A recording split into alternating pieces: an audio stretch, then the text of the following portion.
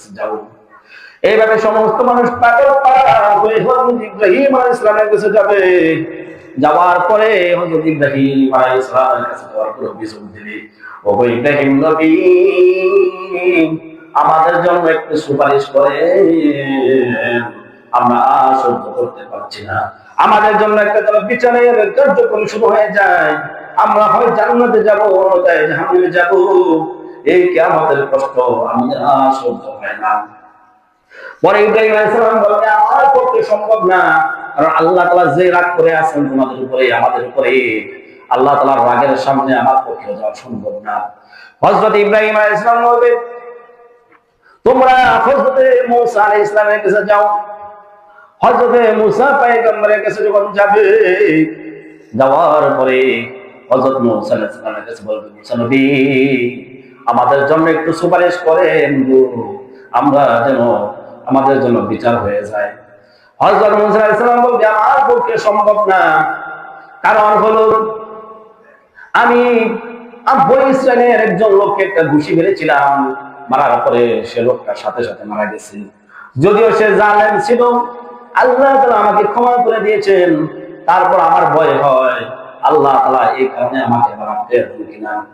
এভাবে মূসা আলাইহিস সালাম বলবে, তোমরা ঈসা আলাইহিস সালামের কাছে যাও, আমার পক্ষে সম্ভব না।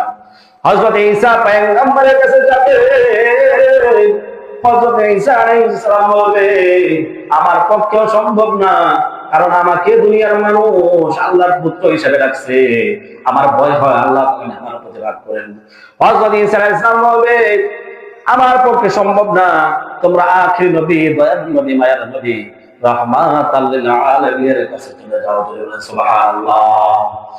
আল্লাহ নবী রাহমাতাল লিল আলামিনের কাছে যখন যাবে, যাওয়ার পরে বলবে, ও মায়ার নবীজি, আমাদের জন্য আল্লাহর কাছে একটু সুপারিশ করেন, আমরা কষ্ট সহ্য করতে পারছি না।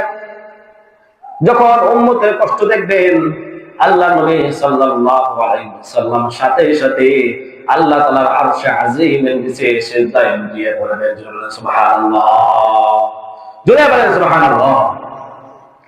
আল্লাহ নবী সাল্লাল্লাহু আলাইহি ওয়াসাল্লাম সিজদার মধ্যে পড়ে যাবেন, পরে কান্নাকাটি শুরু করে দিবেন, উম্মতের জন্য কান্নাকাটি শুরু করে দিবেন। আল্লাহ রাব্বুল আলামিন ডাক দিয়ে বলবেন, ইয়া মুহাম্মদ ইরফা রাসাক ওয়াসআল তুতা ওয়াশফা তুশফা। হে মুহাম্মদ, তুমি মাথা উঠাও, তোমার কি আবেদন আছে, তোমার কি চাওয়া আছে, তুমি আমার কাছে চাও, তোমার কি সুপারিশ করার আছে আমার কাছে সুপারিশ করো, আমি তোমার সুপারিশ, তোমার আরজি আমি মঞ্জুর করে নিব। সুবহানাল্লাহ।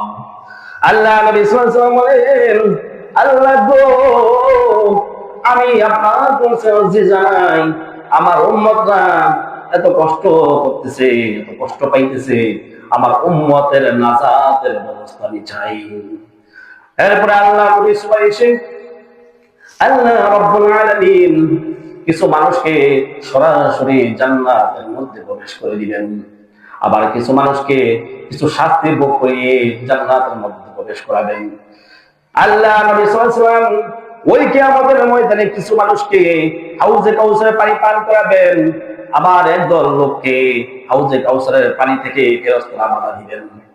আল্লাহ নবীর কাছে আসতে চাইবেন, আল্লাহ নবী সাল্লাল্লাহু আলাইহি ওয়াসাল্লামের কাছে আসতে চাইলে তারা তাদেরকে বাধা দিবেন, বিরত রাখবেন।